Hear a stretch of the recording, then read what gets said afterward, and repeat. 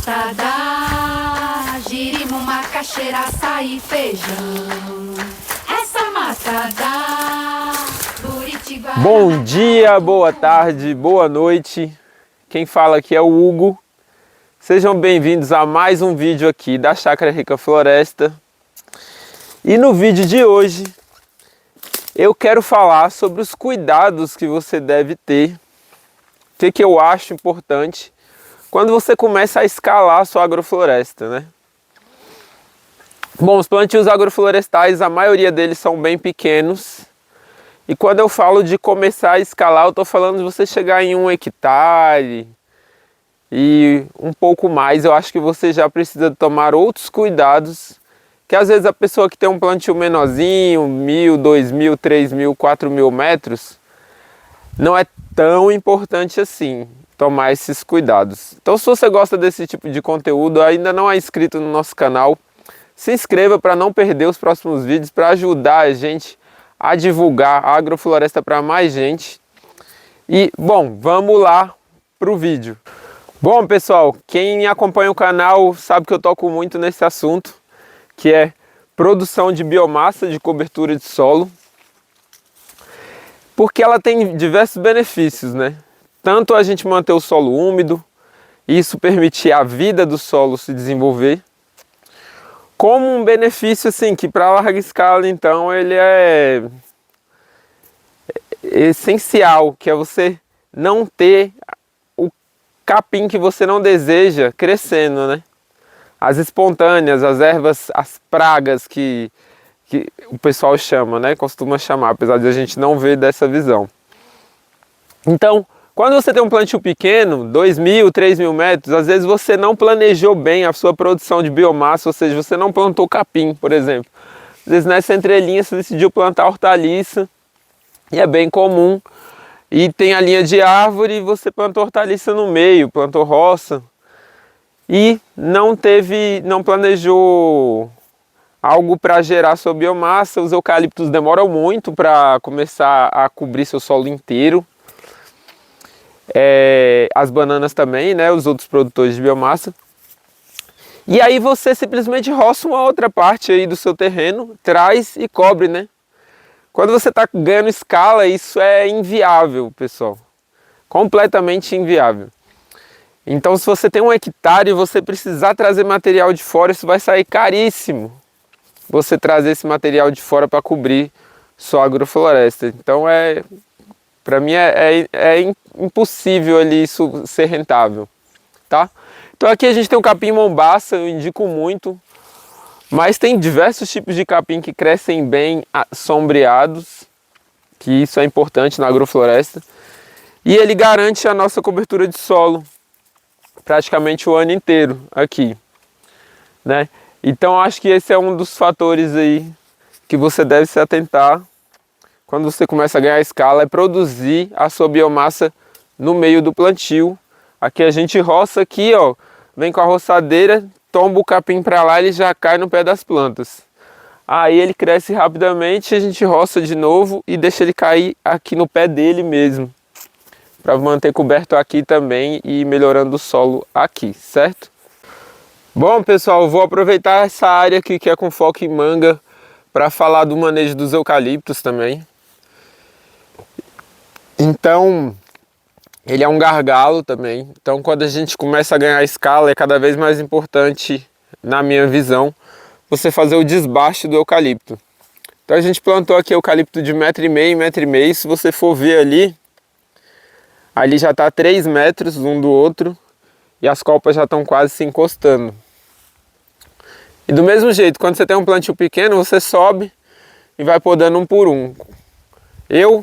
Eu uso o seguinte critério aqui, sou eu mesmo que podo todos os eucaliptos da chácara. De vez em quando vem algum amigo para fazer esse serviço. Acontece sim, mas não é tão comum. E quando eu vejo que eu não estou dando conta de podar todos, eu começo a desbastar mais. Então alguns lugares, por exemplo, aqui a gente vê que eu tenho um eucalipto aqui que foi podado na seca e por isso ainda não rebrotou. E a gente vai ter aqui uns 5, 6 metros pro próximo. Até porque eu tenho um baru aqui, ó. Então já tem uma planta para substituir o eucalipto, então eu decidi derrubar aquele ali. A gente também às vezes derruba porque vai usar madeira. Então, outra coisa importante é o desbaste dos emergentes. Quanto maior sua área, mais rápido eu acho que você tem que fazer o desbaste dos emergentes. O ideal sempre é que você faça o desbaste quando tem outra planta vindo para substituir.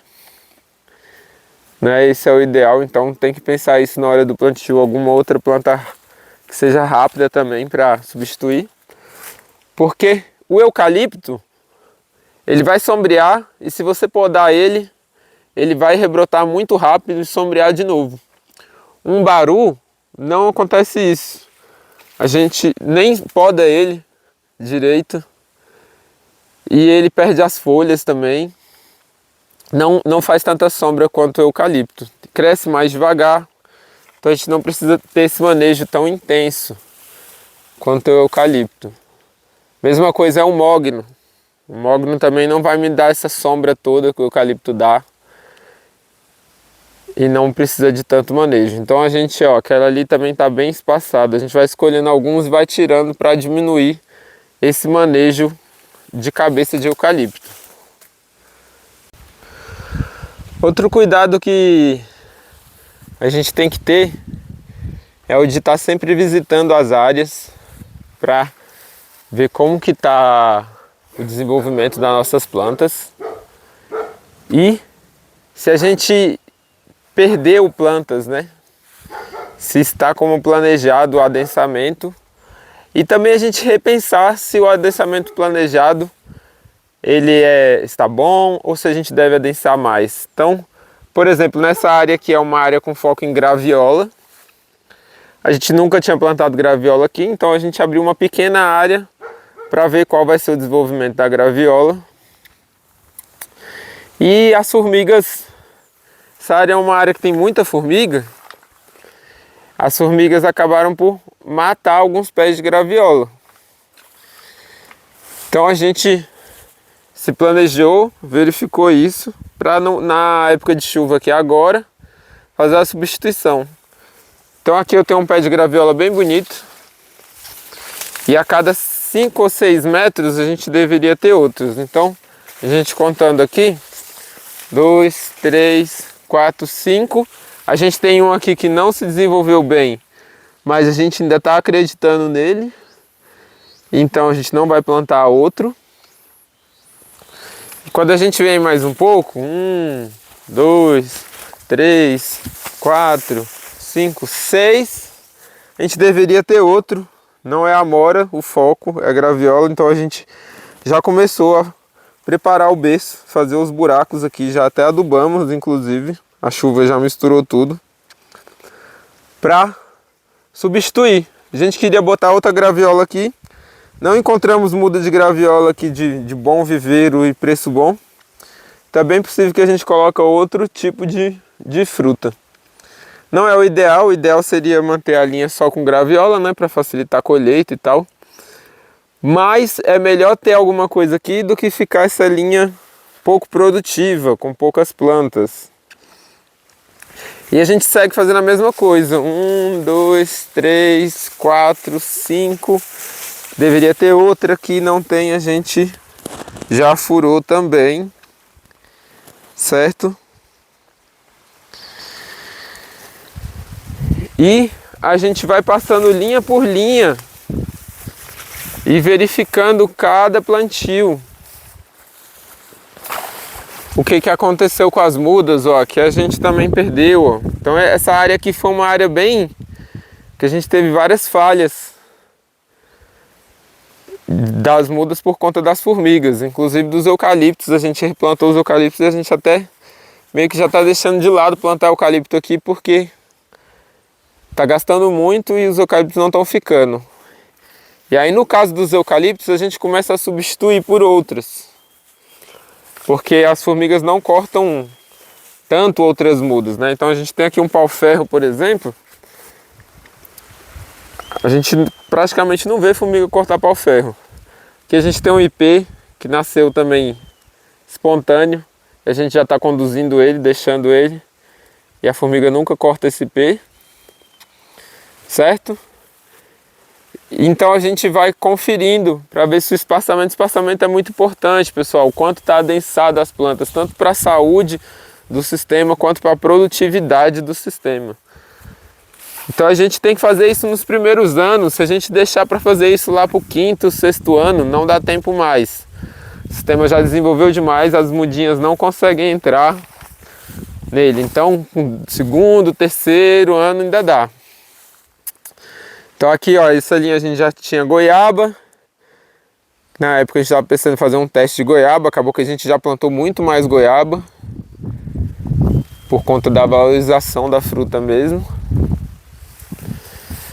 Então a gente foi conferindo. Do mesmo jeito, se a bananeira aqui também não tivesse tão bem adensada, como em algumas áreas eu fiz isso, não adensei tanto, a gente pode vir e botar mais banana. Mas nesse caso aqui não, nesse caso está bem adensada a banana, então a gente tem uma boa produtividade de banana. Ainda nessa visão de revisitar as áreas para verificar, aqui a gente tem um plantio com foco em pupunha. Então esse aqui é a pupunha. É um plantio que ficou um pouco sem água. A gente estava com problema de água aqui. Então ele não se desenvolveu como esperado. Mas a questão não foi essa. A gente comprou essas mudas de pupunha e falou, vamos abrir aquela área lá mais com foco em pupunha. Plantamos os mognos aqui também. E a pupunha até está se desenvolvendo bem embaixo do mogno. Mas a gente começou a perceber que, peraí. Tem banana, tem mogno, tem mamão, tem pupunha. Mas ainda cabe mais coisa. Na própria linha da pupunha. Que a pupunha não dá tanta sombra assim. E ela seria um alto emergente. Então a gente já até limpou aqui alguns locais que a gente vai plantar um limão aqui. Na mesma linha dela. Aqui tem outra pupunha. A gente já abriu aqui também um espaço para plantar um limão entre os mamãos, e assim se repete a cada 4 ou 5 metros. Então a gente vai plantar um limão aqui bem adensado. Para quê? Para que essa área seja bem produtiva, senão a gente vai ficar só com a produção de pupunha. É pouco. A gente quer áreas bem produtivas. E por último, pessoal, eu queria falar sobre a gente não complexificar demais os plantios quando a gente está ficando com a área grande, porque a gente não vai conseguir fazer tudo, vamos ter que passar o manejo para outras pessoas, né? E é mais fácil a gente passar esse manejo quando não está tão complexo. A gente tem que ter um pouco de biodiversidade, diversidade de espécies, mas a gente tem que encontrar um meio termo aí. Isso aqui é a primeira área que a gente plantou aqui na nossa chácara. E na época eu queria fazer alguns testes, ver quais espécies vão bem aqui, quais não vão. Eu acho que vale muito a pena fazer isso. Se você está começando, abre uma pequena área e bota espécies diferentes naquela área mesmo, só para testar. E para ficar para você como um pomar, como plantas que vão te alimentar. Então aqui a gente tem manga rosa, a gente tem abacate, a gente tem muita leucena, a gente tem espécies nativas, que isso aqui é o jacarandá mimoso, a gente tem cajá, a gente tem baru, a gente tem ipês diversos. Lá na frente a gente já tem manga espada, já é outro tipo de manga. Outros tipos de abacate, tem goiaba, tudo na mesma linha. São espécies de extrato médio alto. Então pelo menos a gente não colocou tanto. Tem um ou outro pé de café, mas é mais médio alto mesmo. E a gente vai experimentando, será que vai dar certo goiaba aqui? Será que o abacate vai bem aqui? Será que a manga vai bem aqui? E ao mesmo tempo, como é o primeiro plantio, rapidamente a gente já tem essas para consumo, né? Comercialmente falando, a gente não indica plantar assim misturado, né? Mas para consumo pode ser interessante. Mas hoje, só quem maneja essa área sou eu, né? Porque se eu coloco um funcionário aqui, ele fica muito perdido. Ah, então, que planta é essa? São várias, então ele não consegue identificar tudo.